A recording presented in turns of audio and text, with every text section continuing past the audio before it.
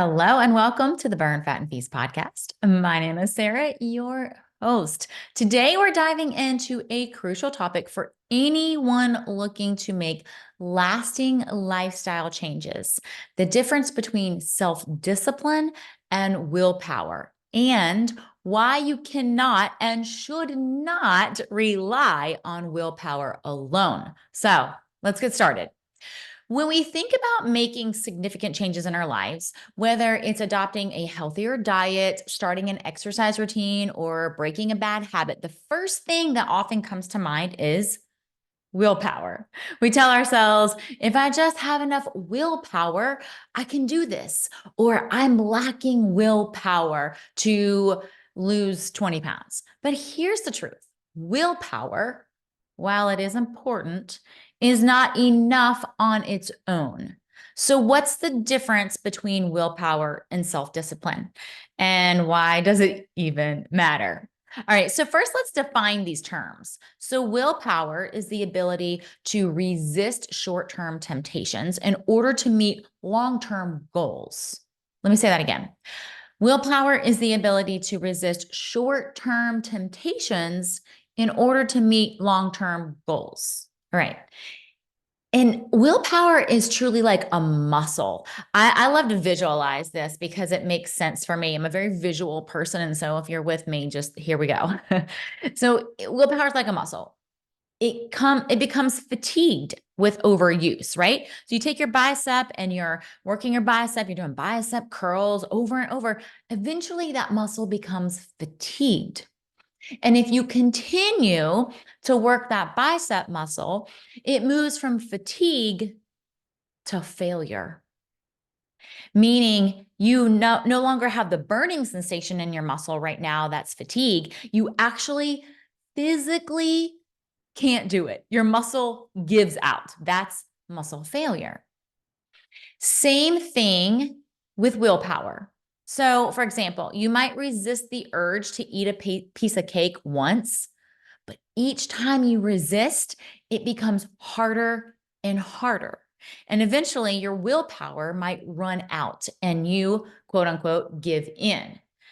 So it's important to understand that your willpower muscle fatigues as the day goes on, just like your energy levels, which is why the nighttime binge eating is an issue for so many people. All right, so let's talk about this just a little bit more and then we'll move on to self discipline. So, truly, willpower is a muscle and it fatigues throughout the day. All right. So I want you to understand that part first. It is a muscle and it will fatigue, especially as we go through the day.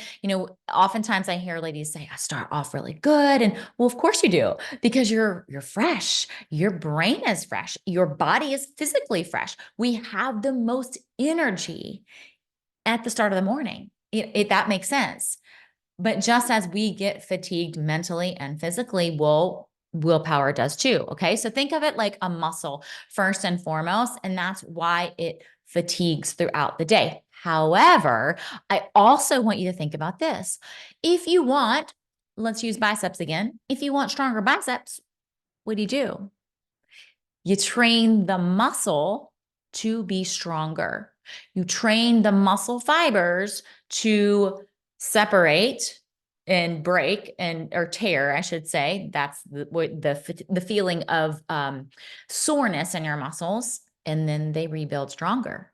So if willpower is a muscle and we're treating it kind of like we would a bicep, training willpower makes it better and stronger for us in the long term. Okay. All right. So I want you to understand both of those things, right? So yes, it fatigues throughout the day. Yes, that makes sense. And that's why people say, I don't have any willpower at the end of the night.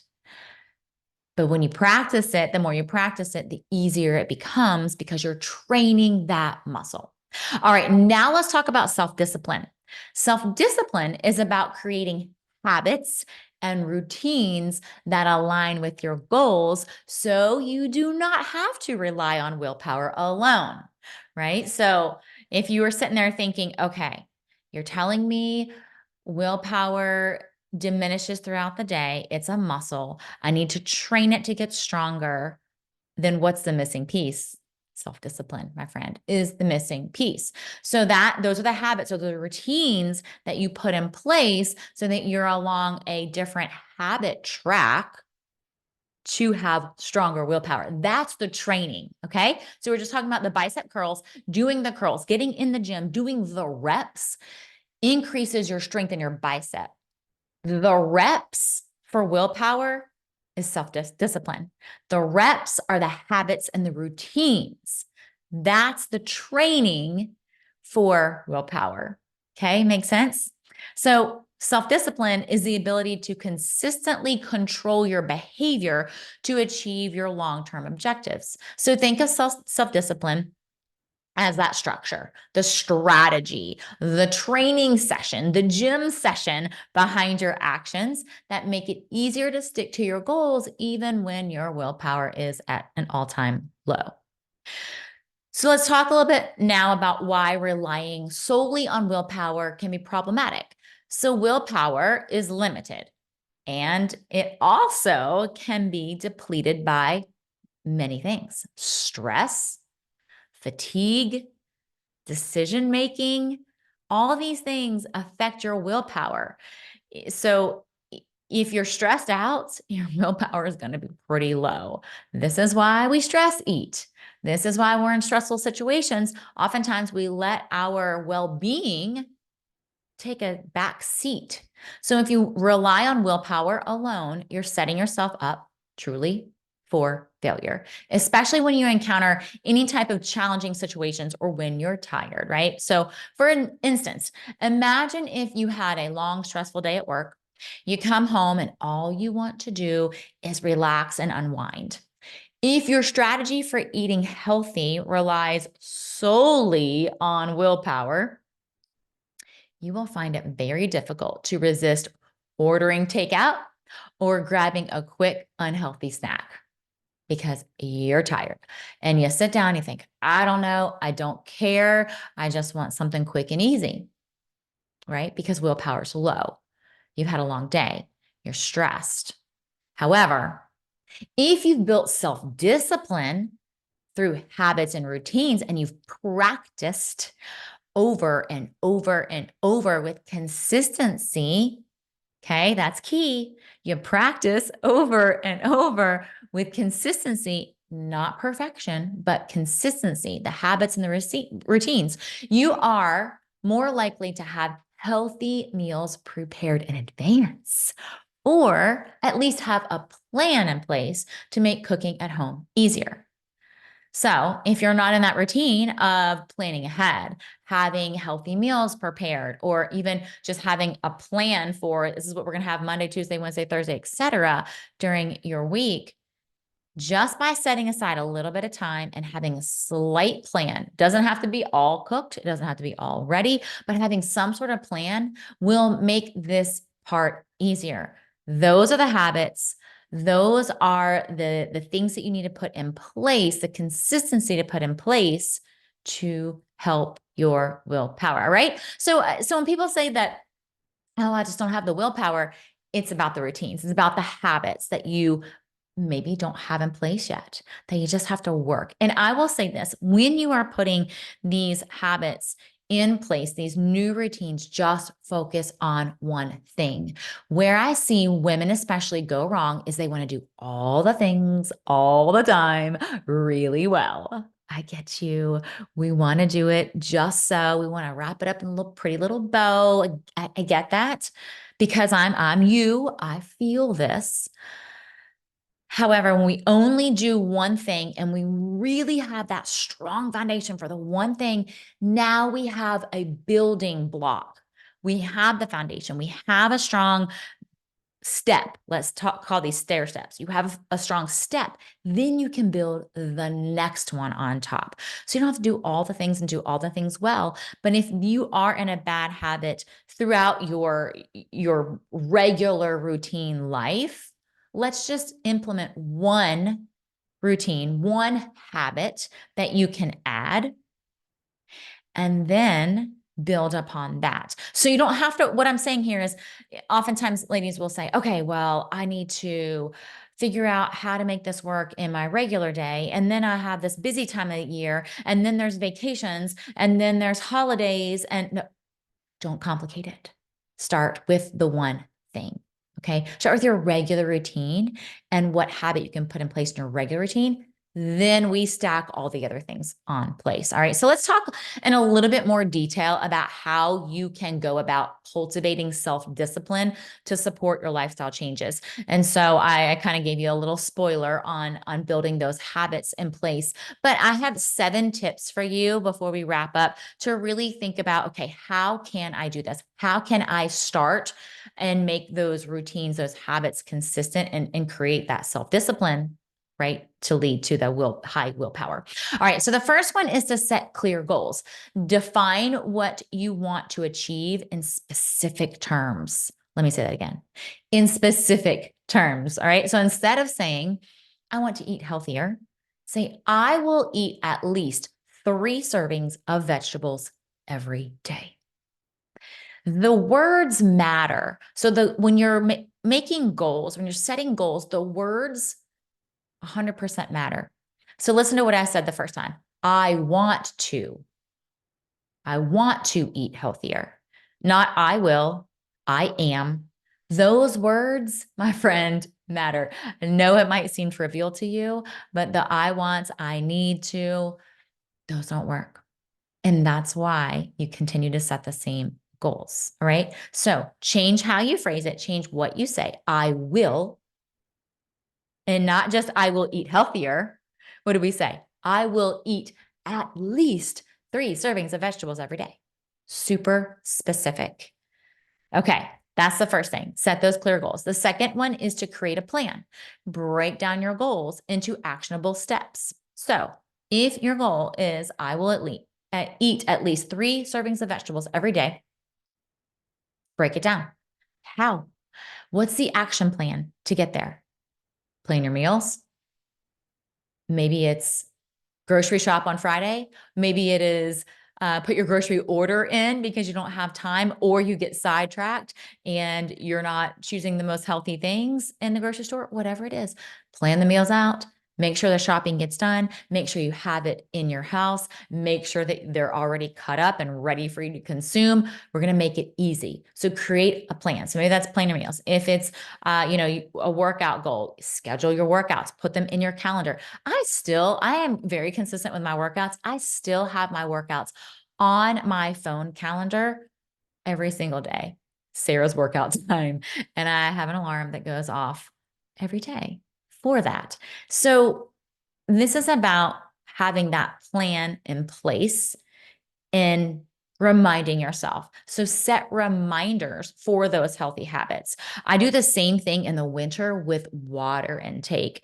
I struggle with my water intake in the winter. I just want to stay warm and drink all that warm things and coffee. And so I have to remind myself to drink water. And so I set the alarm on my phone.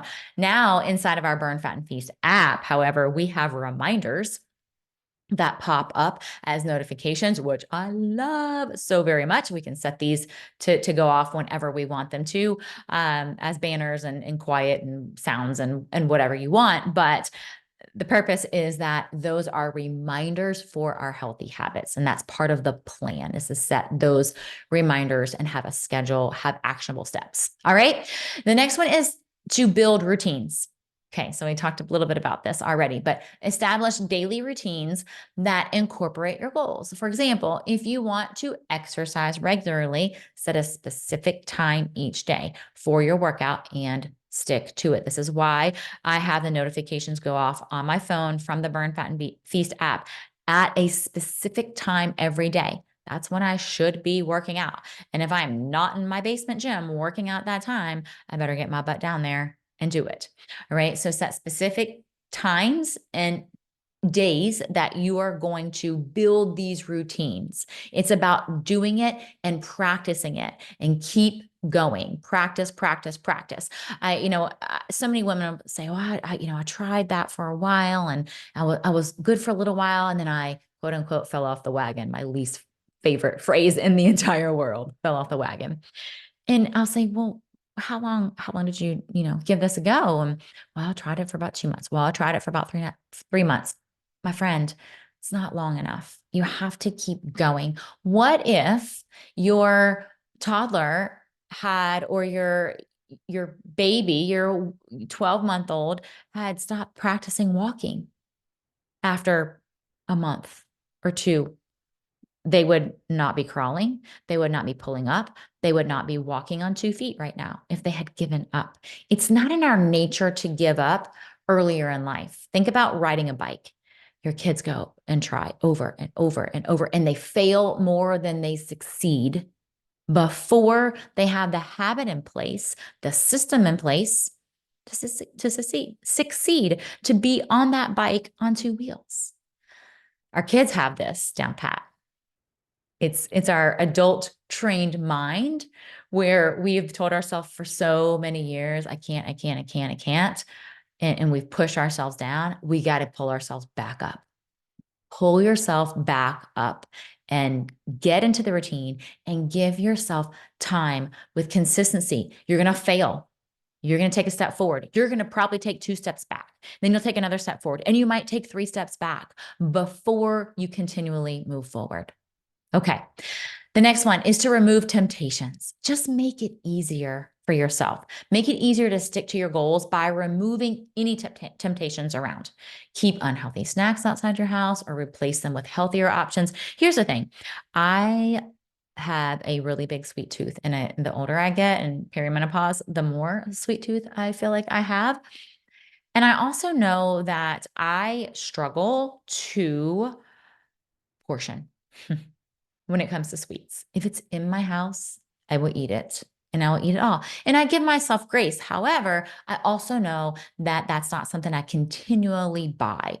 I buy whatever portion I'm going to allow myself to have that week, and then I run out of it. And so I don't have it for a period of time, for days, and then I'll purchase it again. And then I typically eat it in 1 or 2 sittings because, again, portions aren't my thing. And then I won't have it. So I don't have the temptation in my house. It's gone. I don't buy 5 bags. I just buy one of whatever it is that I feel like I would love to have at that moment. Removing the temptations will help you get into better routines. All right. Number 5 here is to use positive reinforcement. So reward yourself for sticking to your habits. Give yourself rewards along the way. It's like giving yourself a gold star. So this could be as simple as enjoying a relaxing activity, treating yourself to something special when you reach a milestone. It doesn't really matter what it is. I would prefer that your positive reinforcement isn't around food and drink. We've got plenty of that in our life. We don't need to be rewarding with any more of that, but something that you enjoy, something that fills your cup from the inside. What is it? And it doesn't have to cost any money. I know so many people say, well, I'm going to treat myself to a massage. I'm going to treat myself to my nails. And that's all fine and good if that's what you want to do. But remember, this positive feeling, that boost of dopamine in your body doesn't have to revolve around spending money. In fact, oftentimes when you reward yourself with simple things that do not cost a penny, you actually like them more. So keep that in mind. All right. Number 6 is to seek support. So surround yourself with people who are supporting your goals, who have similar goals. And my friend, this is why the Burn, Fat, and Feast community is so incredibly powerful.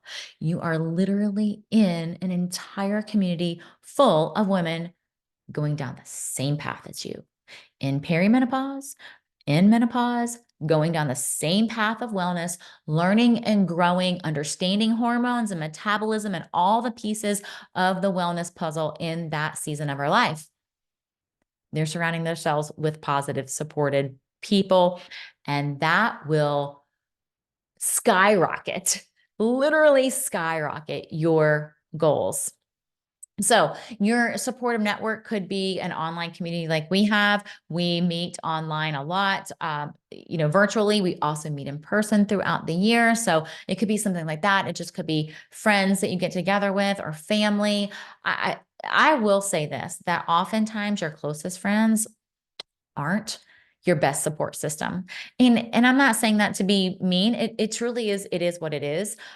Sometimes our closest friends are too afraid to tell us or push us outside of our comfort zone, right? So think about that. Maybe it's somebody that you're not especially close to, an acquaintance, or my husband's really good at this. We're very open and honest with each other. So find the person that will give you the tough love when you need it, right? A community of like-minded people is a great place to start, like our community.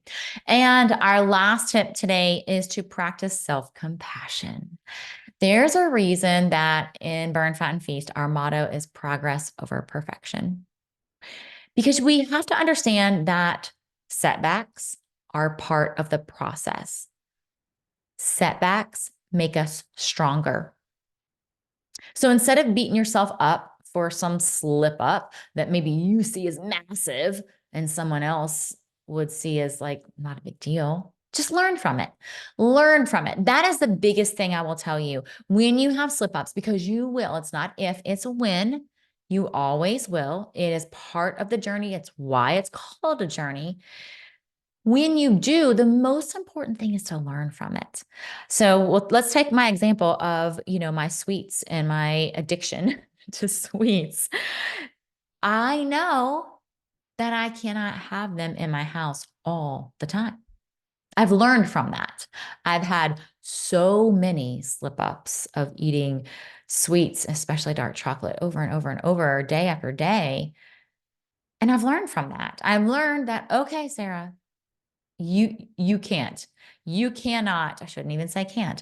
You are not in a position right now where you can take what's in your house and just pretend like it's not there. So because of that, I've learned from it. I have learned that if I don't have it in my house for a few days, number one, I don't feel that urge, because I'm not as addicted to the sugar. I'm allowing myself to like go days without it. And I've learned from previous experience. And so that's the approach now. So most importantly, learn from whatever setback you've had, and then just move forward. I'm not even going to say get back on track or on the wagon, because there's no wagon, there's no track. It's just a pivot. It's a detour. It's a detour. It's the same track, simply a detour. All right. So we're going to learn from it and we're going to keep moving forward.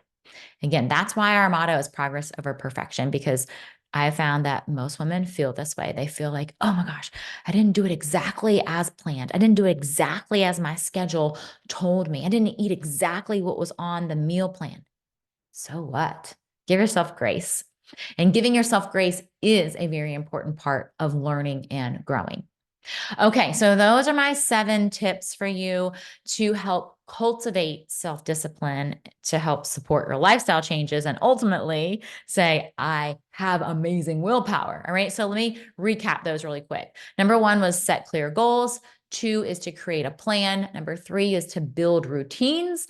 Number 4 is to remove temptations. Number 5, use positive reinforcement. Number 6, seek support. And number 7 was practice self-compassion with progress over perfection. So by focusing on building self-discipline rather than only relying on willpower, you will create a sustainable framework for achieving your goals. It's about making lifestyle changes that become second nature. So you don't have to constantly fight. You don't have to constantly fight against your impulses. I talk a lot about the first domino, and that's how I recommend that you start here. Decide on the one thing that you can do, the one goal you're setting to become disciplined with, and only focus on that. That's the one domino that will help push all the others. Earlier in this podcast episode, I was talking about that foundation, that first stair step. All right. Same principle here. Start with that, build from there. Remember, the journey to lasting change is a marathon, not a sprint, my friend. Building that self-discipline takes time and it takes patience, but the rewards are so well worth the effort. You'll find that with self-discipline, maintaining your healthy habits becomes much easier and more automatic. It reduces the constant struggle that relying on willpower can create inside ourselves. Okay, that's it for today. Thank you so very much for joining me on our podcast today. I hope that you found this discussion on self-discipline versus willpower helpful and motivating. If you enjoyed this episode, please remember to subscribe, rate, and leave a review. And do not forget to share it with anyone else who might benefit from these insights.